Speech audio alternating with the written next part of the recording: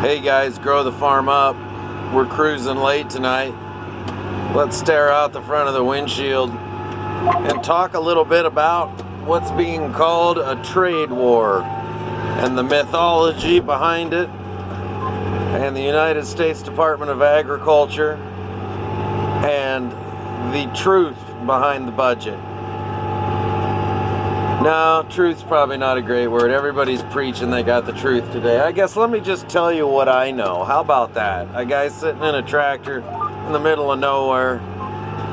Here's what we got going. You got a pretty smart president who acts like a fucking idiot, and that's his entire game. Everybody underestimates him. I've learned a long time ago, quit underestimating Donald Trump. You didn't know that before he was president. You didn't know Donald Trump. I mean, that guy has been more bankrupt and more upside down to the point where American banks wouldn't even loan him money anymore, folks. And now he's your president. So, you know, if the market were rational, it would be a straight line. If people reacted to markets rationally, they would be straight lines. They wouldn't go up and down and up and down and up and down. The market always over adjusts. Now, let's talk about the United States Department of Agriculture for just a minute. It has about an annual budget of $220 billion, give or take. Somebody fact check me and tell me I'm wrong, but let's say $200 billion. Well, a little known fact of that is that like $189 billion of that $200 billion, so that's pretty much most of it, goes to the food stamp program and the school lunch program, and that's perfectly fine. That's neither right nor wrong, it's just a fact. You know, again, about those prophets predicting, telling you they know the truth, yeah, watch out for those guys. Just figure out the facts. So there is money that is paid directly to farmers. Yep, it happens. And you know, it's because the United States government uses the commodity we produce as a weapon via not just tariffs but also sanctions. Sanctions could perhaps be perceived to be one of the evilest things in the world. There's hungry children around the world, and we have an abundance of food, but we can't give it to them because our government uses our food supply as a weapon in its negotiations and geopolitics. And farmers are always at the tip of the spear of any war, and there's no such thing as a short war. If we haven't learned that by now, we really need to grow up. So what is basically going on here is China has been ripping us off for about a quarter. Yeah, and that's 1/4 of our value. Basically, the cost of doing business with China has been 75 cents on the dollar. If you'd have made $1 trading anywhere else in the world, no, we had different agreements everywhere, but let's go zero to China comparison.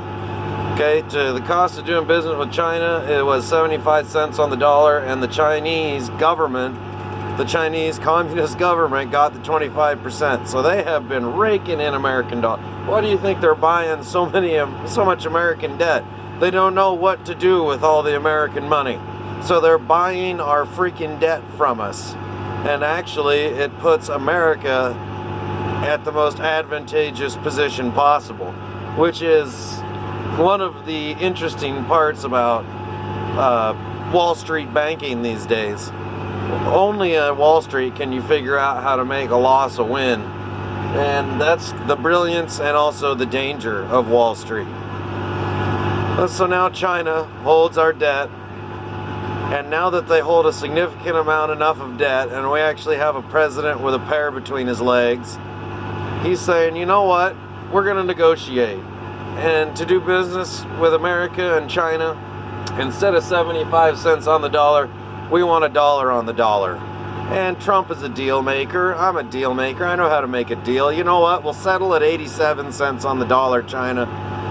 And, you know, in the meantime, he's actually been pretty astute in finding other markets for the commodity we produce. He's been very smart in that. You know, he's cut what I would call some military spending. He'll never say that publicly, but he's done it by essentially really ramping down multiple different foreign theaters of operation of the military. We're not really active, as fighting force. We don't have Operation Freedom this and Freedom that going on all over the world. He's been pretty tactical. He has not deployed thousands of troops anywhere. He's been able to keep America pretty prosperous and pretty safe. And he's been able to open up North Korea to us. You want to talk about the starving North Koreans? What do you think he's trying to do? He's trying to get this corn that I'm planting here tonight over to the starving people in North Korea. I mean, good for him. But the reason that there are payments to American farmers is because when there is a political move made by somebody like a President Trump or Congress, or you might remember Madeleine Albright from the Clinton administration, she just slapped sanctions on most of the Middle East and a lot of the Southeastern Asian countries and just jacked up their food prices, and famine was rampant and suffering. I mean, sanctions I consider them near evil, but I understand that perhaps sanctions are better than bombs dropping and wars starting around the world. So, the game that we're playing here is we're negotiating with China, and we'll come in somewhere better off than we were. China was getting the best deal in the world. Now, Trump has essentially come in and said, American farmer, I know I have effed your market all up. And he has worked hard to try to put what we would call a insurance floor in it so that he can have the freedom to negotiate as he sees fit. And when he affects the market negatively with a tweet, my marketing advisor is honestly the other day told me, sell your beans based on Trump's tweets. Wow. Think about that for a minute. Think about just the rapid rate of change that we are seeing in America today.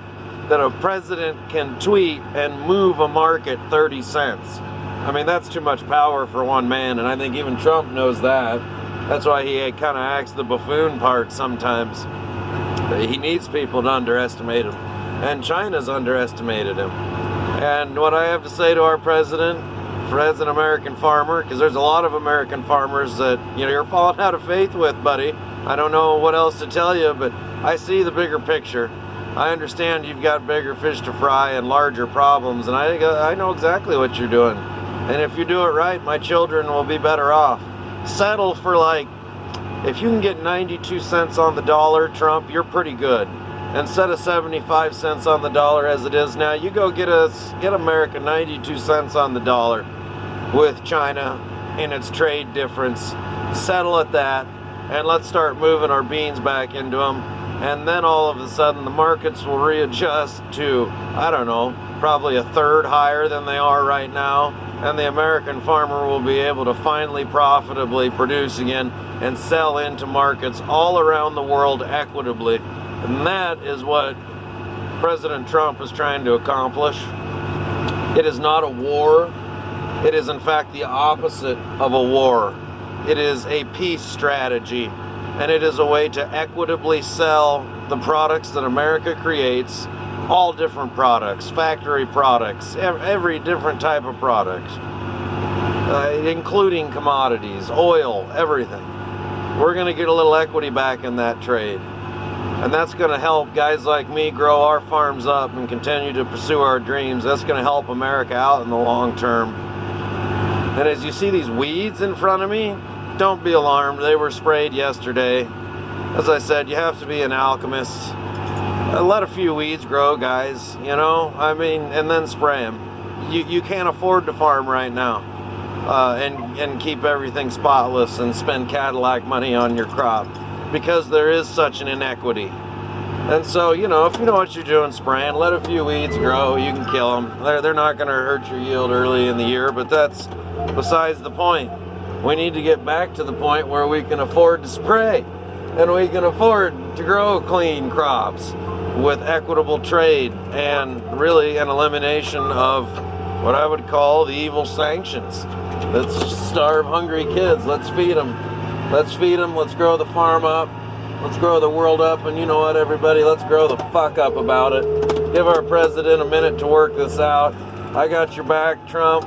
Don't fuck it up. 90 cents on the dollar. This is Brad Lauber, your premier independent seedsman, with his quote-unquote trade wars second.